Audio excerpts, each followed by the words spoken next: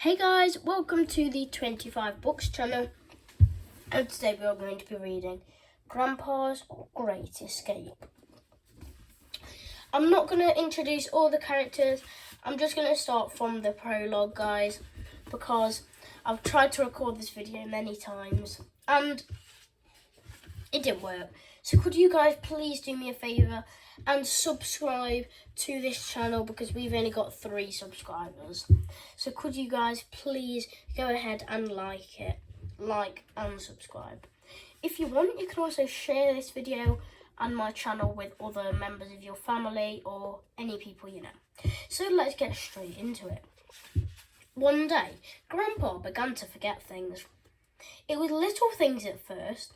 The old man would make himself a cup of tea and forget to drink it. Before long, he would have lined up a dozen of cups of cold tea on his kitchen table, or he would run a bath and forget to turn off the taps, flooding his neighbour's flat downstairs. Or he would leave the house with an express purpose of buying a stamp, but Grandpa returned home with 17 boxes of cornflakes.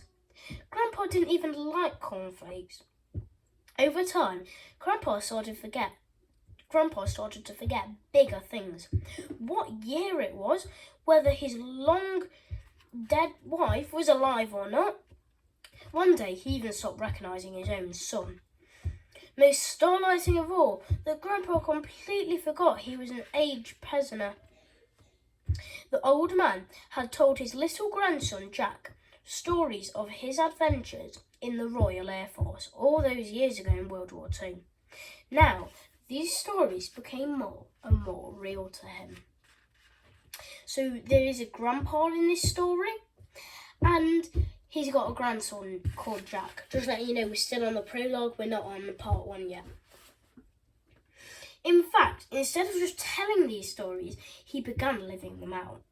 The present faded into scratchy black and white as the past burst into glorious colour. It didn't matter where Grandpa was, or what he was doing, or who he was with.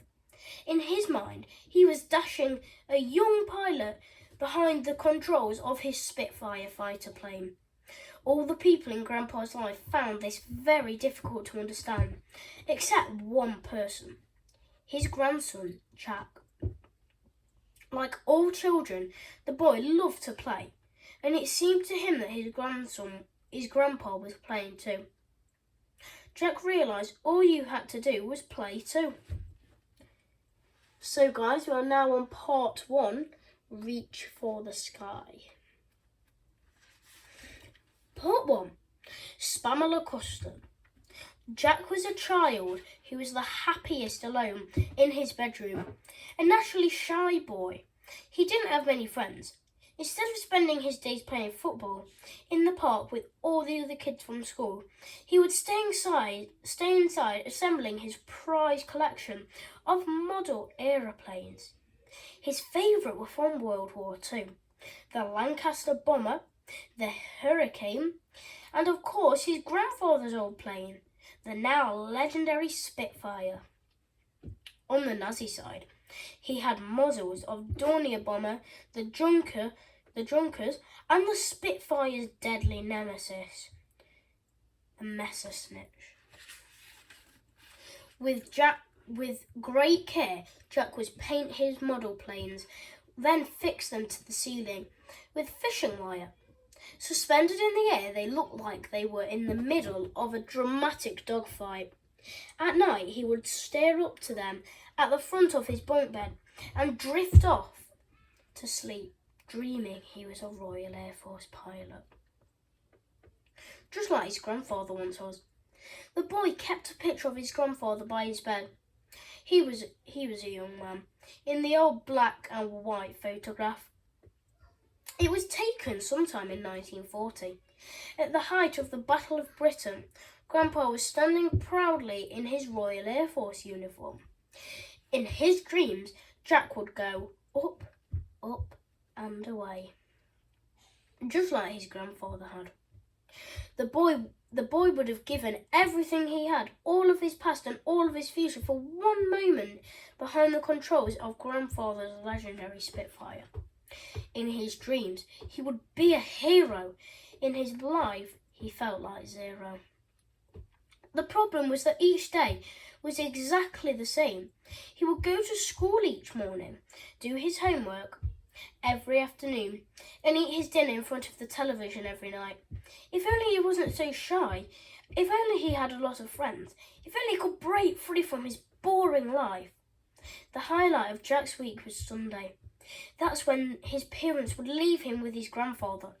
Before the old man became too confused, he would take his grandson on the most magical days out to the Imperial War Museum. That was a place they loved to visit the most. It was not too far away in London and was a treasure trove of all things military. Together, the pair would marvel at all of the war planes hanging from the ceiling of the great room. The legendary Spitfire was, of course, their absolute favourite. Seeing her always brought Grandpa's memories of the war flooding back. He would share these stories with his grandfather, who devoured. He would share these stories with his grandson, who devoured every word. On the long bus journey home, Jack would bombard the old man with hundreds and hundreds of questions. What's the fastest speed you ever went in your Spitfire? Did you ever have your parachute out? Which was the better fighter plane, the Spitfire or the Messerschmitt? Grandpa loved answering him. Often a crowd of children would gather round the old man on the top deck of the bus home to listen to these incredible tales. It was the summer of 1940. Grandpa would begin the height of the Battle of Britain. One night, I was flying my Spitfire over the English Channel. I had become separated from my squadron. My fighter plane had taken a pounding in a dogfight. Now I was limping back to base. Then just behind me, I heard machine guns. Rat-tat-tat. It was a Nazi Messerschmitt. Right on my tail. Again, rat-tat-tat. It was just the two of us all alone over the sea. That night would be an epic fight to the death. Grandpa enjoyed nothing more than sharing stories of his World War II adventures. Jack would listen intensely. Every little detail fascinated him. Over the time, the boy became something of an expert on these old fighter planes. Grandpa would tell his grandson that he would make an excellent pilot one day. This always made the boy burst with pride. So that is it for today, guys. I will see you in the next video. Bye, guys.